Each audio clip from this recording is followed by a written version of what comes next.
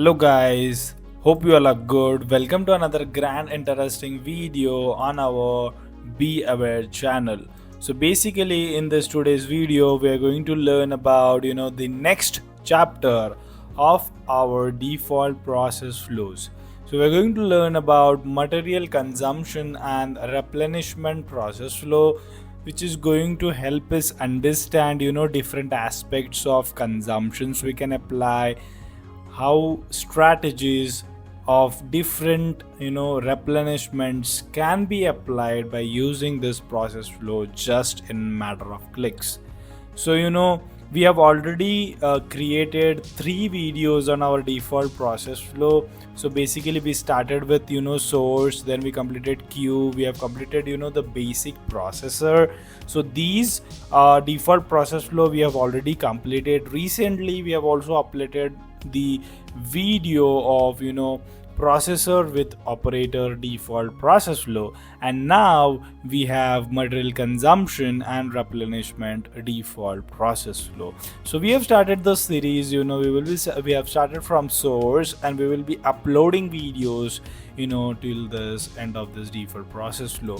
So stay tuned with us to understand the process flow in detail, and we will be learning not only about the process flow elements, but we also would be learning about what are the advantages of using these types of process flow, how it can help you save your time required for modeling and different prospects. So it's going to be a wonderful journey. Stay till end of this video so that you would be taking maximum out of the default process flow of understanding material consumption or replenishment. If you want to create this type of logic, I'll just reset this model for the time being now. If you want to create such type of modeling logic, it's going to be very tricky. You go by the conventional method or you either go with the process flow. It becomes very tedious in order to create such type of replenishment and consumption logic. But thanks to Flexsim, where they have this default process flows included in this, where you can just pick that process flow. You will have all the instructions in detail provided out of here. Setup information's been given here, how you're going to set up, and they have given you a detailed information of each and every element available in this. But what we are going to talk about in this video is that which is not available in here, so which I have explored by my experience that I would be taking you up through. So I will also tell you in the video what is which is available already and what was that which was not available. And before we start this video, I would like to tell you that please guys, do comment our videos, do like our videos, do share with your friends, because we want to reach maximum amount of audiences, and your support of just a single like, comment and share can really help us grow in this competitive edge.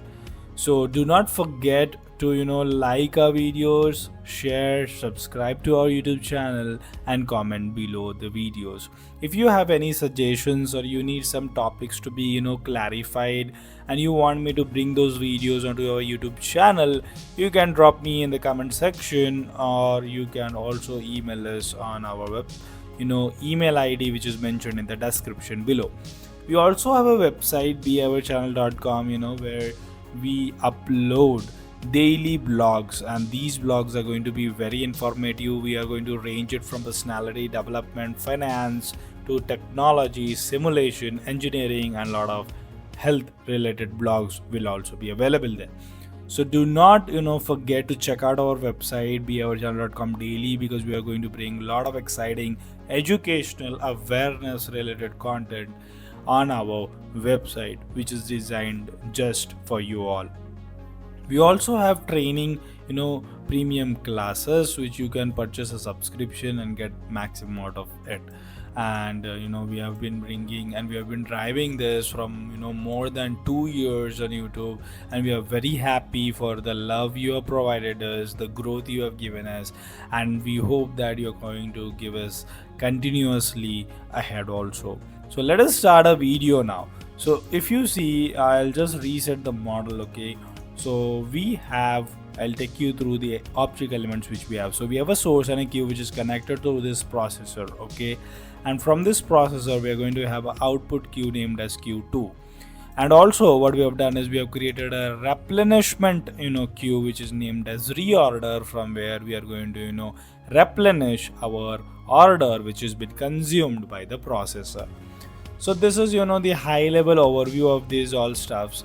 So what we are doing in this source, if you see, I am going to create only 1000 parts, which is going to be my initial inventory which is going to be consumed by this processor. And then what I need to have is a reorder area or replenishment area, which is going to we are going to transfer the part from this queue to this queue, so it gets consumed in the processor. So what I'll do is I will take a fresh process flow out of this, that is of a material and consumption.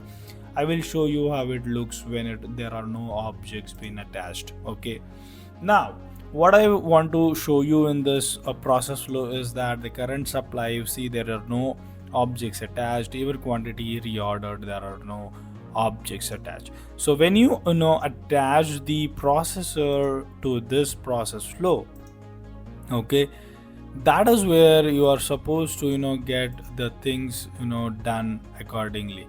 So basically, if you see here in this process flow, I have attached this object as machine in here, and that is where is going to drive this process flow out of here, right? So if you see, I'll just remove this now and remove this now.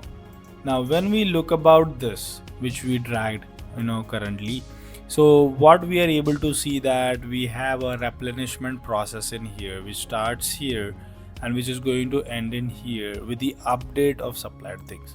So basically this process flow is in order to govern or rule the replenishment thing.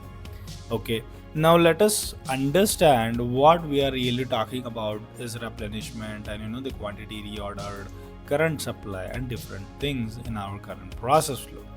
Now when you click in the blank area of this process flow on the machine, and when you go down here, the properties of the process flow will be visible here.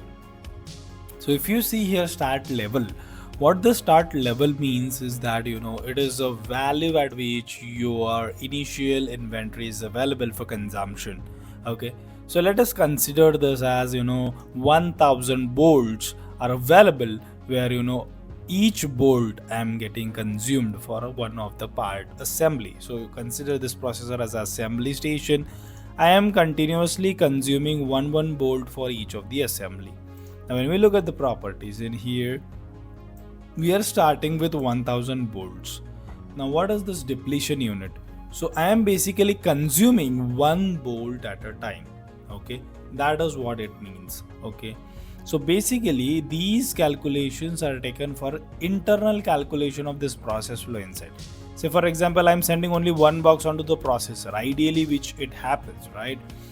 Then when you click on this depletion unit as 2, even though your one box is entering inside, this internal calculation of supply would be deducted by 2. That is what it means.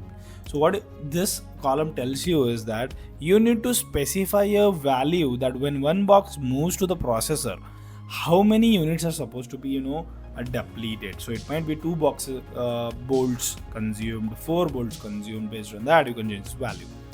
Now when we talk about reorder level, okay, when we come to this reorder level, it is nothing but you need to tell that at what quantity, when I have this available here, I need to initiate a reorder. So what I am telling is that when my 1000 parts are reducing to 500, I am going to initiate an order of 500 new bolts. Okay, and that is going to equivalent to one order.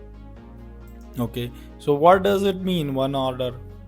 It means that we in a single go, okay, in a single flow, I'm going to bring in my 500 bolts. That's what it means. When I make this 2, it's going to be in a 2 blow 500.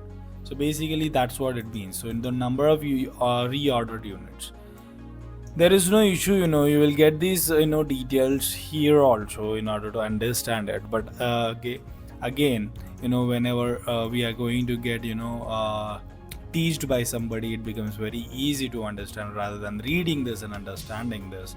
Okay, but if you have any queries, you can go in the setup and understand this, which I told you is already here. So if you see, this is the amount of material that is replenished with a single unit delivered to this. So if it's bolts and there are 500 bolts per box that's delivered to the station, this value is 500. That's what I'm talking about here.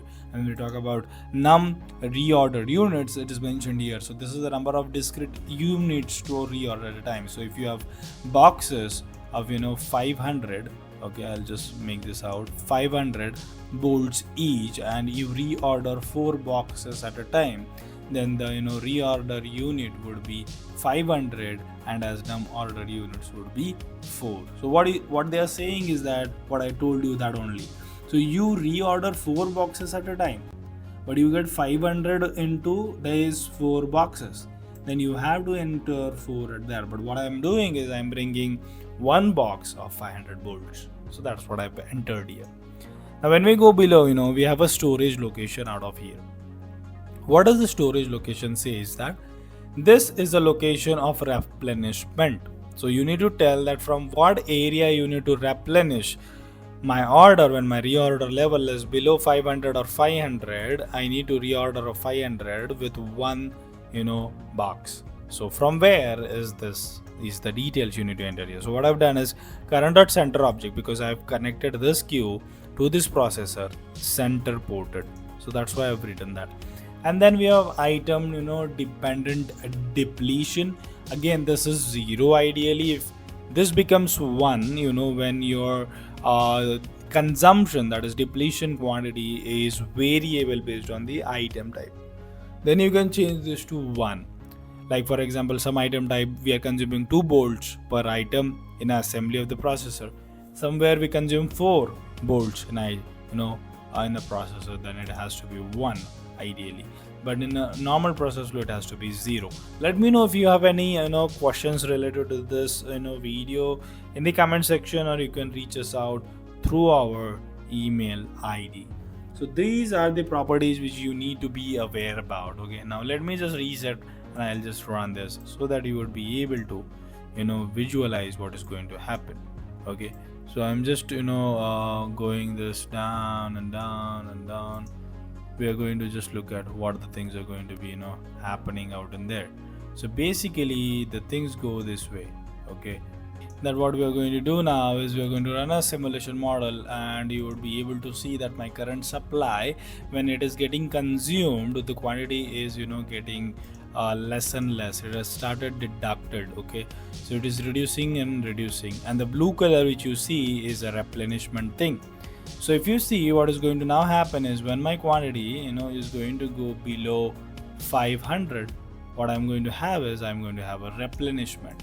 So here it is, I have a replenishment of another 500 bolts onto this queue, totaling up to 1000, whatever that inventory is supposed to be, right? So that is what it means. So we are going to take a count. You are going to keep a track on how much I have consumed. When the quantity of current supply goes below 500, I'm going to trigger a replenishment thing, and this replenishment is going to move my parts from this queue to this queue in a quantity of whatever we have specified here, right? We have specified it as of 500 reordered units. Now what I would like to show you that what was not available and what we are going to explain in this video is that if you see in this video, we do not have a replenishment process being created. Okay, we have only the process of keeping a track of details of current supply available. There is no replenishment logic available. Even if you come in this bottom area in here, they have mentioned here that this value is not actually used in the process flow starting off. It is reserved for you to integrate into your replenishment process. So basically we have we do not have this reordered thing into the place. Okay, replenishment, we do not have that available, but we have the consumption details available. Okay, so what I will do is let us remove. So I'll just show you the process flow. If you see, so this is the process flow. It looks, this is the replenishment process. So it's a start, it's a random delay, and it's done in here. Okay, now when I will show our process flow, which we are currently discussing on, is that if you see here replenishment process, we start the process, random delay, same we have the upload. So they have already mentioned here implement your replenishment process here. So that's what we are putting our replenishment process here. So if you see, we have entered a run subflow here, and I'll just explain that run subflow to you, and then it's ready to be used by you in order to create the consumption logic and then the replenishment logic. So when you go in the run subflow, what I've done is I've used token.reorder to unit quantity. That means that many times I'm going to run a subflow. That's 500 times I'm going to run a subflow, and I'm going to move the the object from this queue onto this queue, which is going to be a part of replenishment. So that's as simple as that. But how will you know from where you need to get this token, right? So when you come in this remonitoring here is what is initiating. So if you see the increment quantity reorder thing here, we must know that what is going to happen. So we are going to increment the things. So here we have one of the process flow which creates a count for us of a replenishment. Okay, then we are also going to have this as one of the area where we are going to have the detailed things to be done. So when you click on this, right, when you click on this start replenishment process flow, you would be able to see that it is starting from here, that is start reorder units out of here, right? So that's what you need to see, where it is starting and where it is ending, and based on that you need to find that this token dot reorder unit quantity is going, you get this detail from the process flows of this area. Okay, and this token you can also use from your area. If you want to change this token, token dot reorder quantity, you can change that easily by visiting these areas out here, and then you could be getting out. So I will just show you one other thing. I'll just add a bug in here, right? Let us reset and we are going to run this. So you would be able to get a track of all of our things. So when I click on this token here, so you would be able to see one of the label, that is reorder unit quantity here. You're able to see we have a reorder level quantity here, depletion unit label here, num order unit here. So these are all labels already available. So I fetched the detail of this, which is reorder unit quantity, onto that area, and hence I am able to fetch the details and then run a subflow accordingly. So this is then you create a run subflow and then you replenish the parts, and hopefully this goes and continues. So if you see here, quantity reorder is 500, quantity supplied is 500, it becomes 1000 now, as we have reordered a quantity of replenishment down here, and this process works accordingly. So this is how the material replenishment and reordering logic works. It's very easy. You need not have to do. What we did is we just created one of the run subflow with only 3 entities. We attached our station where our bolts are getting consumed, and that's all. The replenishment order, the reorder, the consumption logic, all is taken care by this default process flow, saving you a lot of time, complex logic. Spending your energy in creating such complex logic is already done. So try using the default process flow available in Flexsim Simulation, so that it can help you reduce your modeling time and increase your efficiency. So if you need any support related to Flexsim Simulation trainings, you need support related to your educational projects, or you can reach us out for any support related to your corporate projects, simulation projects, consultancy, training. Behavior is always available to support you. You can reach us out from our website beawarechannel.com, or our reach us out from our email ID beawarechannelyd@gmail.com.